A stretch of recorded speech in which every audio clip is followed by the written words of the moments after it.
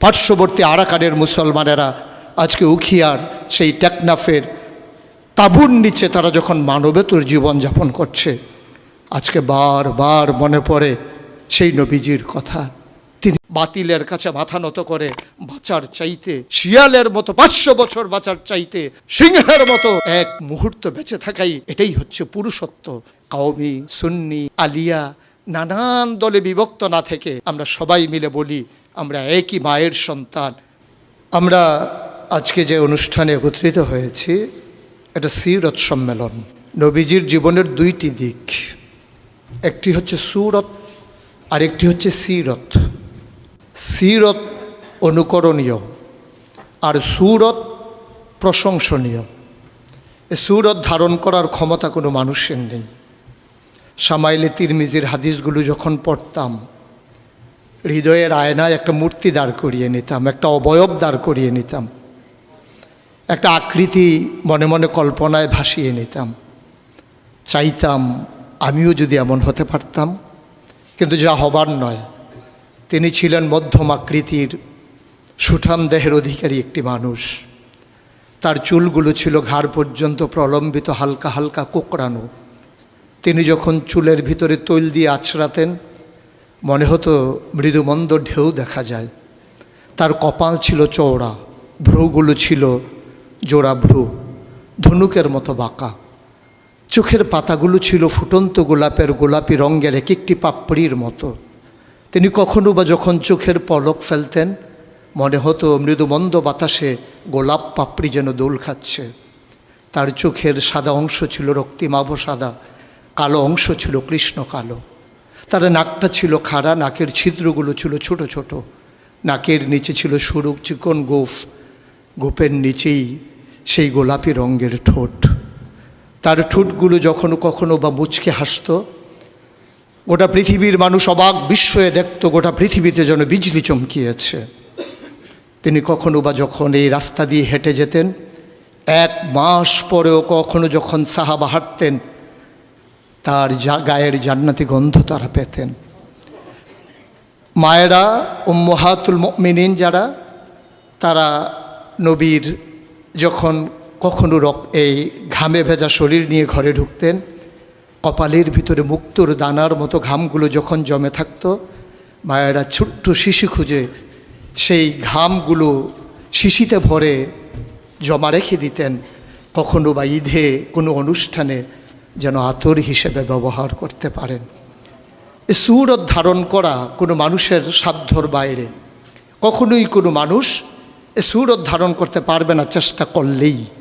কিন্তু তার সিরত যেটা অনুকরণীয়, অনুপম আদর্শ। তিনি এসেছিলেন এই জন্যে, ওয়ামা আরসালনাকা ইল্লা রাহমাতাল লিল আলামিন। তিনি ছিলেন রহমত গোটা ধরনীর জন্যে। যেমন করে আল্লাহ বলেছেন, ফাবিমা রাহমাতিম মিনাল্লাহি লিনতা লাহুম ওয়ালাউ কুনতা ফাজ্জান গালিজাল কলব লানফাদ্দু মিন হাওলিক ফাআফু আনহুম ওয়াস্তাগফির লাহুম ওয়াশাওিরহুম ফিল আমর ফাইজা আযামতা ফাতাওয়াক্কাল আলাল্লাহ ইন্নাল্লাহা ইউহিব্বুল মুতাওয়াক্কিলিন। তিনি এসেছিলেন তেমন করে। কেন তাকে পাঠানো হয়েছিল? আল্লাহ নিজেই বলেছেন, লাকাদ কানা লাকুম ফি রাসূলিল্লাহি উসওয়াতুন হাসানা।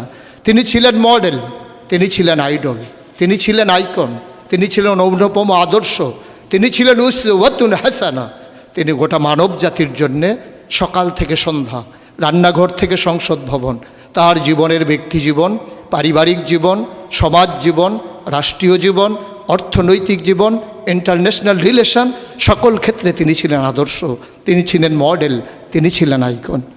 21 শতাব্দীর সূচনা লগ্নে দাঁড়িয়ে গোটা পৃথিবী যখন ঝঞ্ঝা বিক্ষুব্ধ, গোটা পৃথিবীর মানবতা যখন আজকে ভুলণ্ঠিত, আজকে শুধু মুসলিম নয়, গোটা মানুষ যখন আজকে অপর মানুষের ভোটের নিচে পৃষ্ঠ হচ্ছে তার জীবন, মানুষগুলো যখন আজকে রক্তে রঞ্জিত হচ্ছে তার গোটা দেহ, সেই ফিলিস্তিনের দুধু মরুভূমি আজকে যখন আমার কিশোর ভাইয়ের রক্তে রঞ্জিত, সেই ঝিলাম নদীর পানি আজকে যখন স্বচ্ছ স্ফটিকের মতো আর নেই, কাশ্মীরের ভাইয়ের রক্তে যখন রঞ্জিত, পার্শ্ববর্তী আরাকানের মুসলমানেরা আজকে উখিয়ার সেই টেকনাফের তাঁবুর নিচে তারা যখন মানবেতর জীবনযাপন করছে, আজকে বারবার মনে পড়ে সেই নবীজির কথা।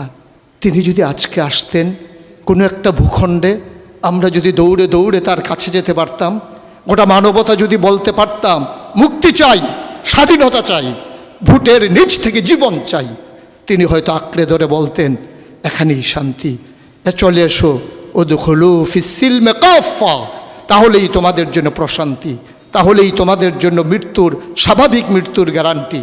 কখনোই আর ঝঞ্ঝা বিক্ষুব্ধ পৃথিবীতে তোমাদেরকে বুক পেতে দিতে হবে না বুলেটের সামনে। যদি এমন হতো, আমাদের কথাগুলো হতো কোরআনের কথার মতো, ওয়ামান আহসানু কাওলাম মিম্মান দাআ ইলাল্লাহ ওয়া আমিলা সালিহান ওয়া ক্বালা ইন্নানী মিনাল মুসলিমিন। আমাদের তাগিদ জুতে হতো এমন, উদখুলু ফিস-সিলমি কাফা, ইসলামে পরিপূর্ণভাবে চলে আসো। আমরা যদি সে কথা থেকে দূরে সরে আসতে পারতাম, আফাতুমিনুনা বিবাযিল কিতাব ওয়া তাকফুরুনা বিবায, কতই না সুন্দর হতো। ভালোবাসা যদি হতো এমন যে নবীকে যেমন করে আল্লাহ তাবারক ওয়া তাআলা ভালোবাসার আধার বানিয়েছিলেন, ইবাদতে যদি আমরা হতে পারতাম এমন, আন তা'বুদাল্লাহা কাআন্নাকা তারাহু ফাইন লাম তাকুন তারাহু ফাইন্নাহু ইয়ারাক। আমরা যদি সফলতা এমন হতে পারতাম, কাদ আফলাহাল মুমিনুন আল্লাযীনা হুম ফি সালাতিহিম খাশিউন। আমরা যদি দীপ্ত শপথ গ্রহণ করতে পারতাম, ইন্না সালাতি ওয়া নুসুকি ওয়া মাহইয়ায়া ওয়া মামাতি লিল্লাহি রাব্বিল আলামিন। আমরা যদি নিজেদের কুরবানির নজরানা এভাবে পেশ করতে পারতাম, ইন্নাল্লাহা ইশতারা মিনাল মুমিনিনা আনফুসাহুম ওয়া আমওয়ালাহুম বিআন্না লাহুমুল জান্নাহ। সেই দীপ্ত শপথ জীবনে ধারণ করে আমরা যদি উমর বিন আব্দুল আজিজের মতো ক্ষমতা যখন তার মসনদে তাকে বসানো হলো, তিনি আস্তে করে ঘরে ঢুকলেন, তার বিবির সামনে গিয়ে বললেন, উত্তরাধিকার সূত্রে যে অলংকারগুলো পেয়েছো রেখেছো কোথায়? অলংকারগুলো কাঠের বাক্সে ভরে যখন তার সামনে এনে দেওয়া হলো, বলছিল এর ভিতরে আমি রক্তের গন্ধ পাই, এর ভিতরে আমি বাতিলের গন্ধ পাই। সুতরাং এই অলংকার তোমার না, এই অলংকার আমাদের জন্য গোলার কাটা, জাহান্নামের শাস্তির কারণ। তিনি সবগুলো অলংকার রাষ্ট্রীয় কোষাগারে জমা দিয়ে চোখের পানি ফেলে দিয়ে বলেছিলেন, পূর্বপুরুষের দায় পরিশোধ করলাম, পূর্বপুরুষের দায় পরিশোধ করলাম। তিনি সেদিন বলেছিলেন, সবার ঘরে যেমন রান্না হবে আমার ঘরেও তেমন রান্না হবে। প্রিয় দিনী ভাইয়েরা, প্রিয় আলেম ভাইয়েরা, আমি যদি এভাবে বলি, আজকে ১৫০০ বছর পরে আজকে আমাদেরকে স্বীকৃতি দিতে হবে কবি ফররুখের মতো। তিনি বলেছিলেন, কোরআনের নূর বুকে পুড়ে নিয়ে দাঁড়ালে যখন মরুর পথে, মহাবেদনায় দেখলে মানুষ ভাসছে পাপের কলস স্রোতে। সে কি অনাচার, সে কি বেবিচার, বিভৎস ক্রূর আখি বিলীন, ভয়াল ঘৃণায় নাক্কার শতাব্দী পথে রাত্রি দিন। আসুন সবাই মিলে এক ঝঞ্ঝা বিক্ষুব্ধ পৃথিবীকে একটু ফুলময় করে দেই, একটু আনন্দঘন পরিবেশ করে দেই। ভবিষ্যৎ প্রজন্মের জন্যে আমরা একটা সুন্দর পৃথিবী বিনির্মাণ করি। আর এই সুন্দর পৃথিবী বিনির্মাণে ওলামায়ে কেরামের নেতৃত্বে যে সংগঠন আপনাদেরকে সামনে টানছে, হেরার দিকে নিয়ে যাচ্ছে, যে হেরার রশ্মির আলোতে আপনার জীবন, পরিবার, রাষ্ট্র, গোটা বিশ্ব, মনে রাখবেন আপনি কখনোই বাংলাদেশের সন্তান নন, আপনি বাঙালি নন, আপনি বাংলাদেশি নন। আপনার আসল পরিচয় ইন্নানী মিনাল মুসলিমিন, আমরা মুসলমান।